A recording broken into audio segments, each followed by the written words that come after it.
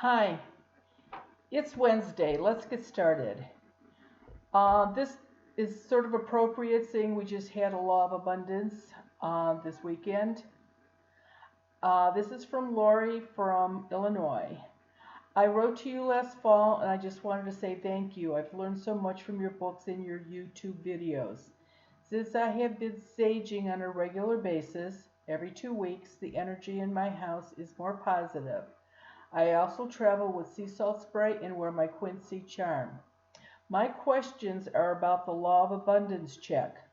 I rewatched video number 10 and it answered all my questions except a couple.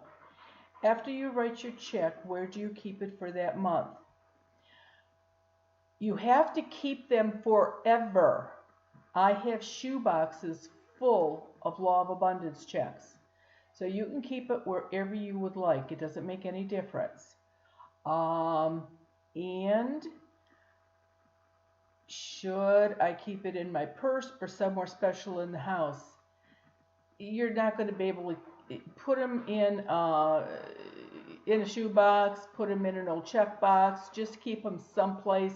Like I said, I've had these. I've moved them from house to house to house over the years. Also, if each family member writes their own check, which they should we keep them together or in their own space? I don't think that makes any difference. Everybody can keep their own, or you can keep them all together. So thanks, Lori, for your question. This one is from Connie, and what exactly is a residue spirit? I don't know what a residue spirit is, but I think you may be referring to the residue energy from one. So let me explain that to you. If you walked into a house where somebody was smoking, you could smell smoke. When you left, smoke may be on your clothes. That would be residue from the smoke that had been in that house. When I talk to somebody or meet somebody and they have ghost energy on them, that's what I call residue. So that might be what you're referring to. She thinks that they are referring to ghosts that don't seem phased or aware of living people around them. They are known to play out a sequence in time and appear to maybe not know they died and appear to randomly play out a scene per their death. Why is this? First of all, a spirit knows they're dead. How do you not know if you're dead? You can look down and see your body if you're dead. You can look in a casket and see your body if you're dead. So how do you not know that they know? Now, I think what you're referring to is maybe ghosts that are in castles in Europe. It seems like they played that scenario over and over and over again with the clanging of chains and bellowing and howling and making noise. I don't know why they do that. I don't know if it's just to help the owners that still own the castle use it for entertainment purposes. Truly, I do not know. I wanted to do a tour of castles in Europe, but the owners, they didn't want me in their castles. I think they were afraid I was going to get rid of their ghosts. So I really don't know. And ghosts do not hurt people. They can't kill people. They can, no, I shouldn't say they can't. They can hurt. They can pull hair. They can scratch, but they cannot kill you. So I don't think that, and the same thing with these castles or wherever they're doing them over and over again. Nobody is going to get hurt with that. So thanks, Connie, for your question. Okay, this is from Sarah in Minnesota. My friend Marcia has been affected by what she perceives to be visits from her deceased mother in her prior home where they lived together. Since Marcia has moved to another home, she has not been visited. She wants to know if her mother's spirit stayed with the old house, which was demolished, or if she moved with Marcia. Marcia's granddaughter would take her by the hand in the middle of the living room in the new home and say, "We're going to Grandma's house." Marcia wonders if her mother is still with her or if she was trapped under asphalt because Mom's house was demolished and they built a building over the top of where the house went, and so she wonders if Mom is under the asphalt. No. No ghost is going to stay and be put under asphalt or anything like that at all.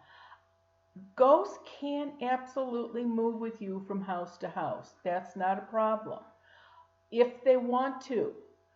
I would have no way of knowing if her mother has come with her or not. I would actually need a phone call from her house to see if her mom is there. And just because her granddaughter is holding Grandma's hand, that doesn't mean that Grandma's earthbound. She certainly, kids are good. Kids can see all kinds of spirits. So, but rest assured, tell her she is not living underneath the asphalt. Okay, this is from Jim in Connecticut. My father passed away, and 4 months after being diagnosed with stage 4 cancer. We do not think he was ready to go when he died. My mother wonders if he is still in the house. The dog barks at what seems to be nothing, and recently she took a picture of the wall in the hallway outside my father's room, and there was clearly a face in the image. She has on several occasions heard noise coming from the room he died in, and when she investigates, there's nothing there. We are haunted by the notion that he was not ready to go, and we would like to know if he is still in the house and what we can do to convince him to go into the light. Well, first of all, I would have no way of knowing from this letter if it's your father or not. Your mother said she took a picture and she saw a face in the picture. Was it her husband? Was it your dad? Or was it a total stranger? If it was a total stranger, it is probably not your father. So I wouldn't worry about that. He hasn't been dead that long, and sometimes it can take up to 2 years for somebody to appear in a dream, which again means if you dream of anybody that died, that means they are where they're supposed to be. And the other thing that she could do if she thinks it might be him, take a piece of paper on one side and just write on a piece of paper, go to and state the name of the funeral home that his service was at. Say it was Smith's. Go to Smith's funeral home when there's a service going on. Use the white light, walk into the light, because that's not an individual light, that's a universal light, and you'll be where you have to be. And then you can come in a dream and talk to me. So try that, or make the call and see if I can tell from a phone call if he is there or not. It's about the only way we can do this. Okay, this is cute. Nobody's ever asked me this before. It's from Gary, and he says, Marianne, I have enjoyed your book so much. Just thought with your unique talent, maybe a book of interviews with ghosts about how they spend their days might be interesting. I'll have to think about that, Gary. I don't know. I'll have to think about that one. Okay. This is from Joe in Indiana. We bought our house in 1996. We have had several strange things happen, the most notable being, number one, my wife heard someone talking to her late at night in the kitchen.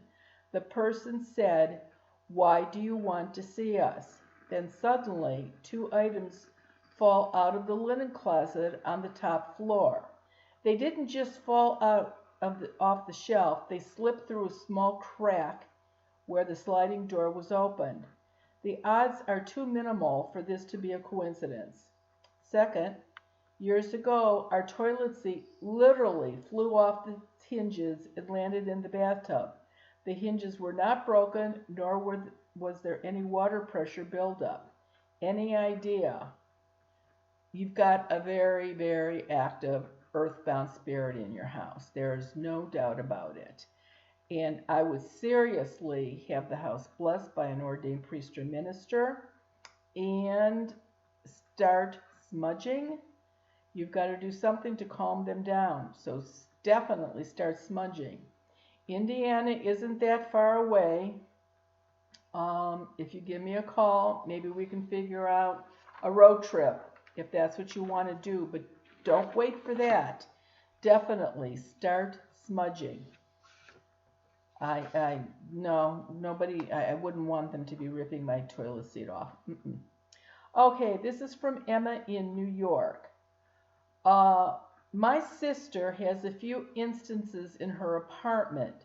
She has a mirror that lights up by touch, and occasionally it comes on by itself while she is awake or sleeping. And she has woken up and it's on, and she knows she had turned it off.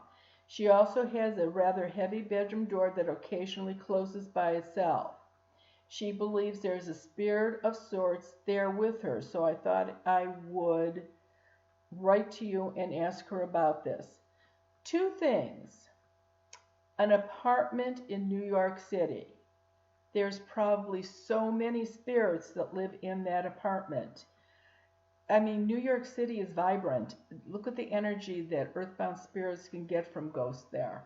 The other thing is they can absolutely open closed doors.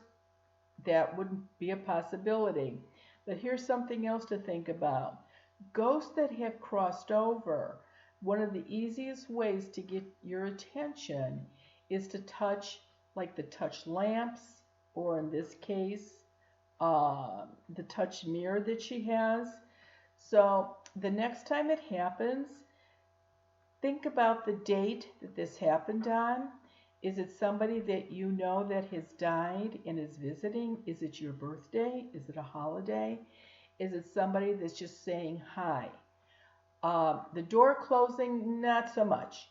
But if it's a light going on, that can definitely be what it is. And we'll do one more. Hi, Marianne. My dad has been complaining about seeing different ghosts in his apartment each night. Sometimes he has the same ones visit, but oftentimes they are new.